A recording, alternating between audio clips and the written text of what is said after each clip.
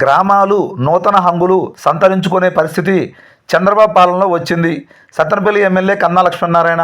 ఇక పూర్తి సమాచారం మేరకు పల్నాడు జిల్లా సత్తెనపల్లి నియోజకవర్గం సత్తెనపల్లి మండల పరిధిలోని నందిగాం గ్రామంలో నిర్వహించిన గ్రామ సభలో శుక్రవారం మధ్యాహ్నం 12 గంటల సమయంలో సత్తెనపల్లి నియోజకవర్గ ఎమ్మెల్యే కన్నా లక్ష్మీనారాయణ పాల్గొన్నారు. ఈ సందర్భంగా ఎమ్మెల్యే కన్నా లక్ష్మీనారాయణ కార్యక్రమంలో భాగంగా మాట్లాడుతూ రాష్ట్రంలో కూటమి పాలనలో గ్రామీణాభివృద్ధి నేడు చిగురులు తొడుగుతుందన్నారు.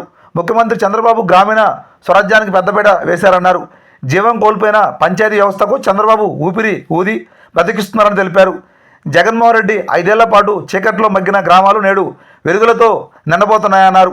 జగన్ రెడ్డి పాలనలో పంచాయతీల్లో బ్లీచింగ్ చల్లే పరిస్థితులు లేని దశ నుండి గ్రామాలు నూతన హంగులు సంతరించుకునే పరిస్థితి చంద్రబాబు పాలనలో వచ్చిందన్నారు.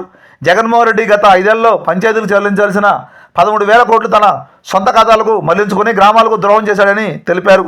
2014-2019 మధ్యకాలంలో చంద్రబాబు గ్రామీణ ప్రాంతాల్లో 25,000 కిలోమీటర్ల సీసీ రోడ్డు నిర్మించారని, జగన్మోహన్ రెడ్డి తన 5 ఏళ్ల పాలనలో గ్రామీణ ప్రాంతంలో ప్రజలకు నరకప్రాయమైన గుంటూరు రాజ్యాన్ని పరిచయం చేశాడన్నారు.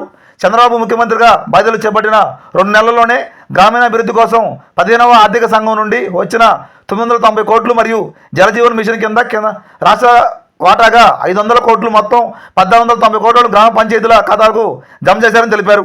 ఈ కార్యక్రమంలో పెద్ద ఎత్తున అధికారులు, నాయకులు, గ్రామస్తులు తదితరులు పాల్గొనడం జరిగింది. మండలం కూడా మన ఫస్ట్ ఉంటుంది విలేజ్, పెద్ద విలేజ్ కాబట్టి అందుకే మన గ్రామంలో ఉన్న మౌలిక సదుపాయాలకి మనకి ఎక్కువగా అమౌంట్ రావడానికి అవకాశం ఉంటుంది. కావున ఇవ్వడానికి చెప్పేసి చట్టంలో ఉంది. పని ప్రదేశంలో రోజుకి ఒక మనిషి వేతనం 300 రూపాయలు, అంటే పనిచేసినాక పని బట్టి వేతనం అవుతుంది. గవర్నమెంట్ మన ప్రధాని నరేంద్ర మోడీ గారి నాయకత్వంలో మాకు తెలుసు. ఎందుకంటే మేము మంత్రిగా ఉన్నంత కాలం కూడా